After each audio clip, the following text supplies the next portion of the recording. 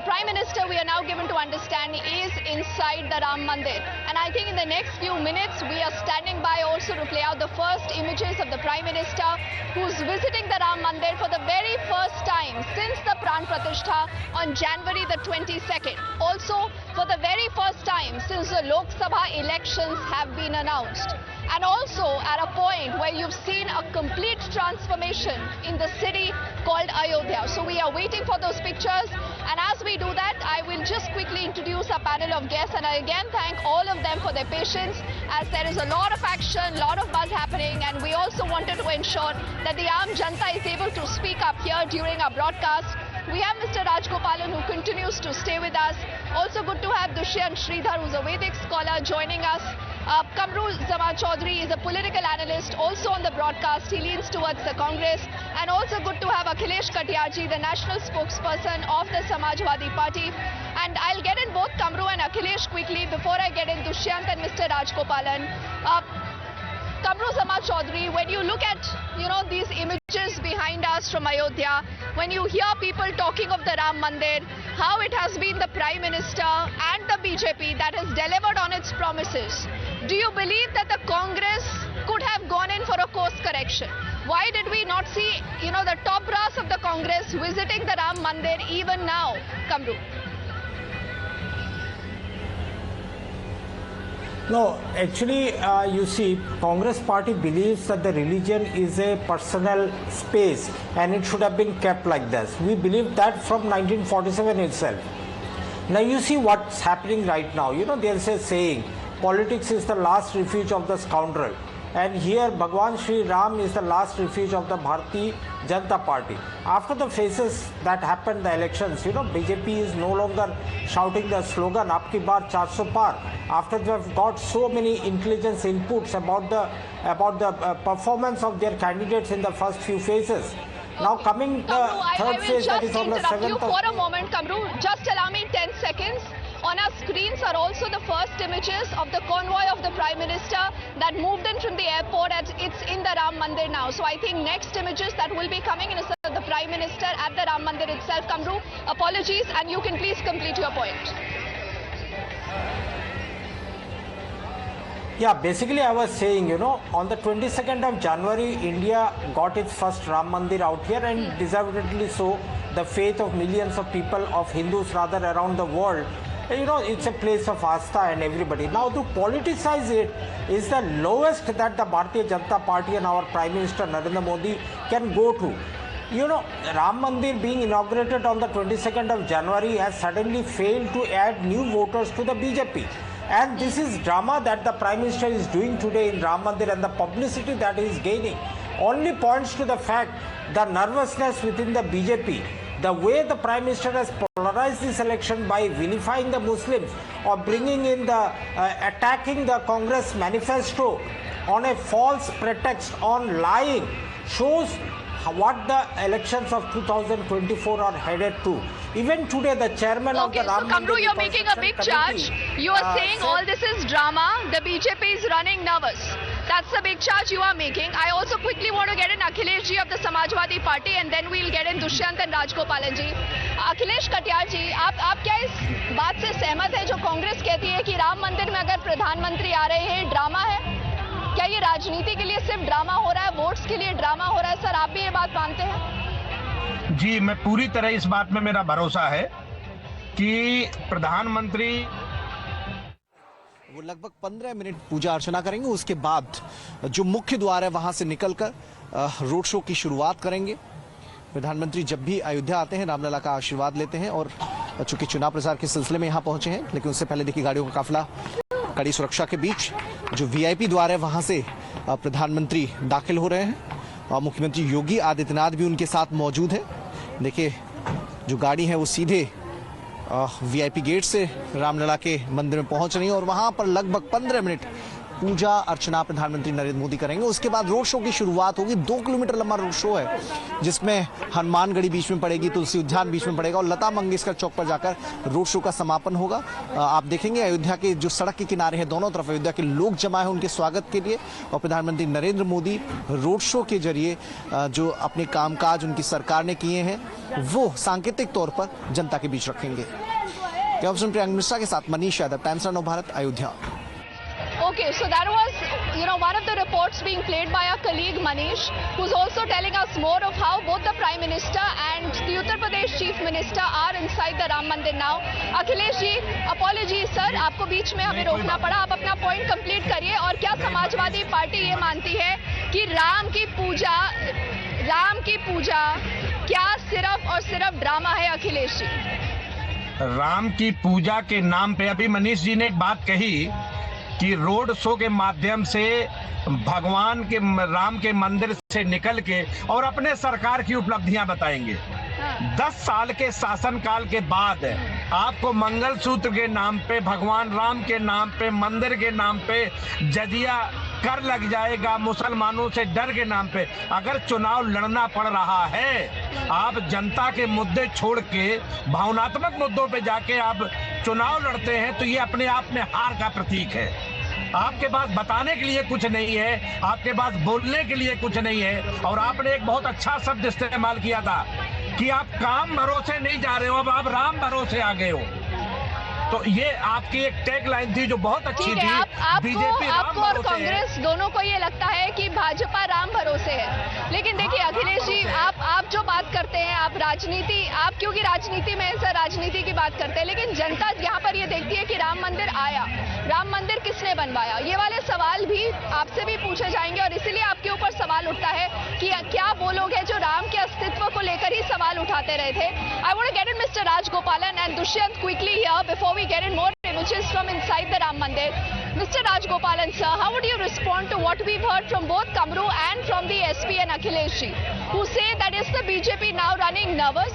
Is this just another drama, a stunt by the BJP to ensure that their voters come out in better numbers in the remaining phases? June 4th that will be expected. June 4th you will know what is that. Moreover, since the Prana Pradishta, 3 crore people have visited the Ram Mandir and got the blessings. And all the 3 crores, Ditya, I will tell you, it is not drama. 3 crore people coming to Ayodhya is not drama.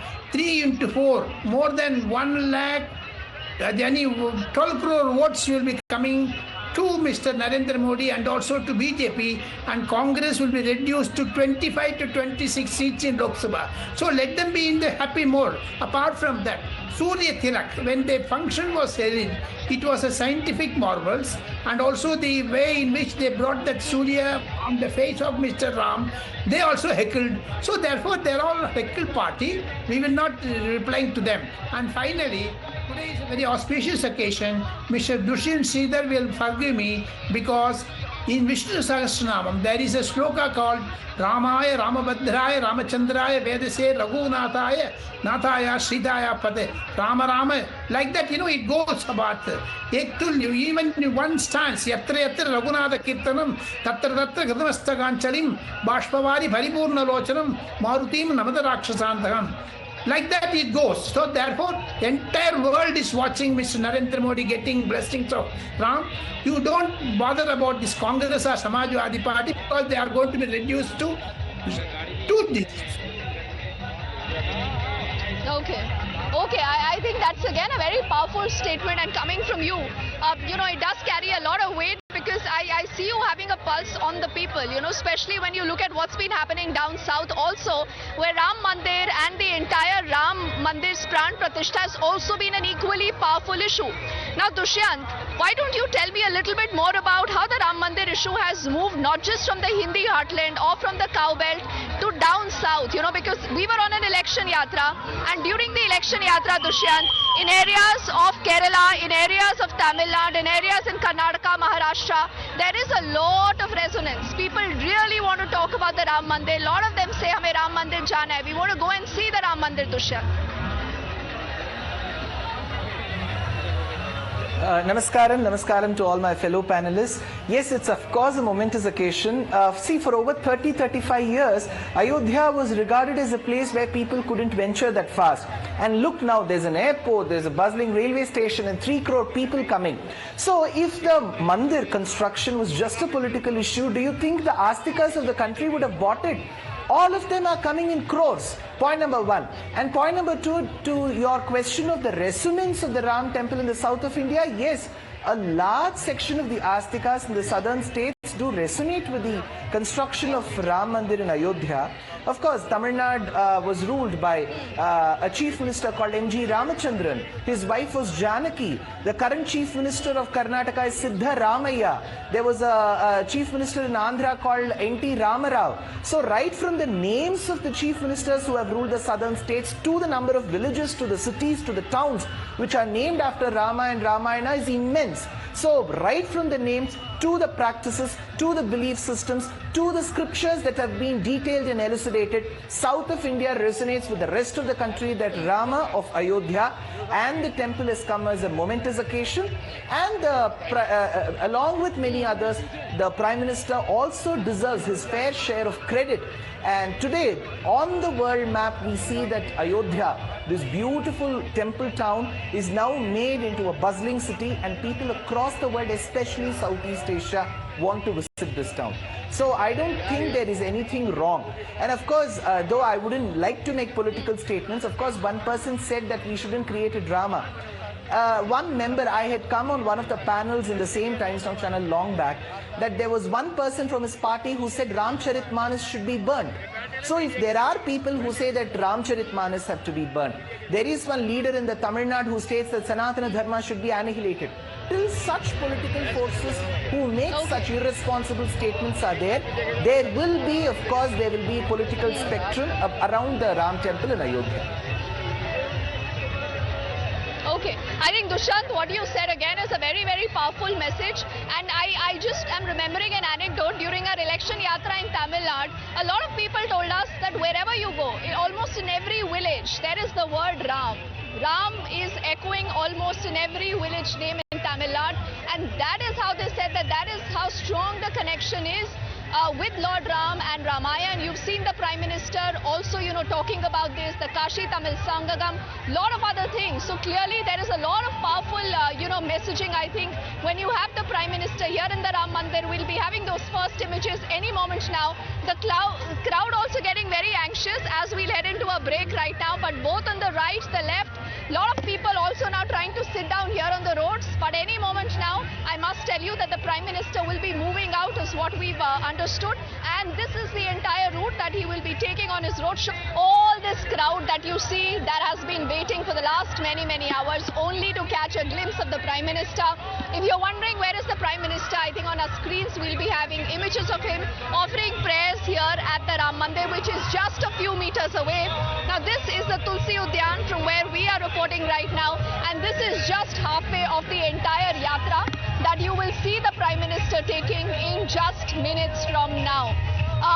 Also, like it happens with most of these road shows, lot of politics. The Congress already has called this a drama for vote. They are saying the BJP is running scared. And I will again quickly reintroduce the guests we have with us. Dushyant Sridhar continues to stay with us. Kamru Samad Chaudhary is also with us, and Akhilesh Katiyar, national spokesperson of the SP, is also with us on the show. And Kamru, before I come to you, Akhilesh ji, अब जनता से यहाँ पर आप बात करें, जनता कहती है कि राम मंदिर किसने बनाया? सिर्फ मोदी जी ने बनाया. अगर मोदी जी नहीं होते, राम मंदिर नहीं होता. अब आपको लगता है अखिलेश जी, राम मंदिर एक मुद्दा होगा? और क्या प्राइम मिनिस्टर के इस रोड शो से आप और समाजवादी पार्टी और इंडिया अलायंस भी घबराएगा? मुझे ऐसा नहीं लगता है, क्योंकि जनता में कोई सबके अपने अपने मानते हैं, अपनी अपनी समझ है, लेकिन देश तो इस बात को जानता है कि सुप्रीम कोर्ट की गाइडलाइन से ही ये मामला. Okay, Akhilesh ji, I'm told there is some, issue with your audio line. Apologies. उसको हम दुरुस्त करते आपके पास आती हूँ, but then we'll get in Kamru also to respond to this. Kamru, how would you want to respond to, the question that I was wanting to ask the SP's national spokesperson, that instead of the BJP, would it be fair to say that the INDA alliance is scared. Because the entire narrative that the entire opposition alliance was wanting to create, the Prime Minister says, I've punctured it. It's a battle of the believers in Lord Ram versus those who question the existence of Lord Ram. No, basically you must understand, I have told you earlier, many reports have already suggested that the Pran Pratishtha was a landmark event in India's history. Fine, accepted about it. Now they come to the basic question whether Ram Mandir is going to pull some extra votes for the BJP in 2024. The answer is a simple no. Why I say this? You know, out of the 543 parliamentary constituencies, Bharatiya Janata Party has sponsored their entire travel expenses, lodging, fooding, everything for 5,000 people per constituencies. Now what happened to this? You see around 30,000 people are visiting Ayodhya Ram Mandir every day, as per 3 crore people already visited in the last 100 days. Now is this going to add something more to the BJP's kitty? No, because people are more seriously concerned about the failure of the BJP government in providing them employment, in providing them relief from inflation out here. Passion is okay. You can invoke sentiments of the people towards the God Ram, but the basic daily necessities of the people of this country needs to be answered first. When Uttar Pradesh is still lacking behind the major indices of development, now you say that it's a double engine sarkar. The people are asking, even despite the double engine sarkar, why is the per capita income of Uttar Pradesh still half that of our enemy country Pakistan, despite having the same population? Why is the indices of health, Kamru, many would say that all the questions that you raised are valid. But does that mean that you can deny the fact that Ram Mandir is a real issue? That the construction of the Ram Mandir, Kamru, has been a very, very powerful promise that has been delivered by the BJP. Do you deny that? Yes or no? No, basically today only the chairman of the Ram Temple Construction Committee said that we are hopeful to complete the construction of Ram Mandir by December 2024. Now what was the hurry? You waited 500 years for a Ram Mandir. Now you wanted to inaugurate an incomplete Ram Mandir in haste just to garner some extra sentimental votes for the BJP. How low you can go? Tomorrow, day after tomorrow, an election is scheduled. But then, Kamru, do you also then not concede by making that argument that somehow you believe that this has a lot of purchase power and this could help the BJP? Kamru, we'll park that thought, just on the side for a moment. I'll quickly get Dushyant into this conversation also here. Dushyant, is this a fair point that the opposition makes? That yes, you've delivered on the Ram Mandir, good. But the point is that you can't mix religion and politics. They also insist that there are other basic issues of survival, of livelihood, of jobs, of inflation that people are worried about. So should those issues also take equal precedence?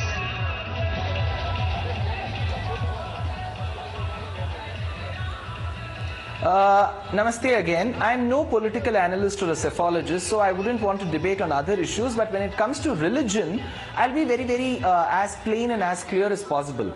There has been parties who have created a big issue out of religion. A few months back, the ruling dispensation in Tamil Nadu said that Sanatana Dharma should be annihilated and abolished, and it was spoken and presided by the minister in the state. So was that not bringing religion into politics? There was one person from the party in the Uttar Pradesh who said that Ramcharitmanas should be burnt. Is that not bringing religion into politics? If that is bringing religion into politics, then what is so bad about construction of a temple? Point number one. And point number two, just to say that, okay, there are political parties who don't associate themselves with religion. What was about Sri Rahul Gandhi, the member of the parliament, going temple after temple, showing his Janayu and saying Janayu Dari Brahmin? Does that not count as being a part of the religious circle?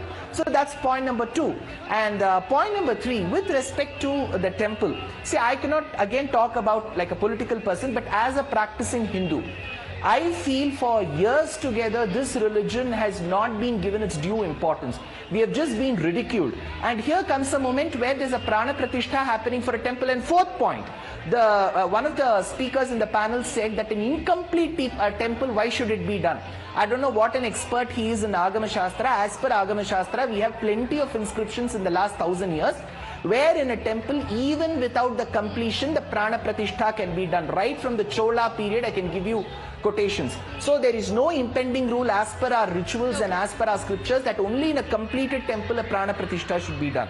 As long as the Garbhagriha is done and the deity is ready, the Vigraha and the Moolamurti is done, prana pratishtha can be done. So I feel like how I keep telling that I am not a political person and I shouldn't be commenting. A person who's not well versed in the Agama Shastras, I feel it's better they don't make statements that in an incomplete temple you cannot be done. There are plenty of inscriptions to this effect based on Vaikhanasa Agamam and based on Pancharatra Agamam. Okay, I think that's a fair point that you make, Dushyant.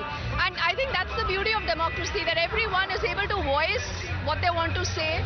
They can, agree to disagree, but the point is that everything depends on how the people vote. What is it that will be decided on June the 4th?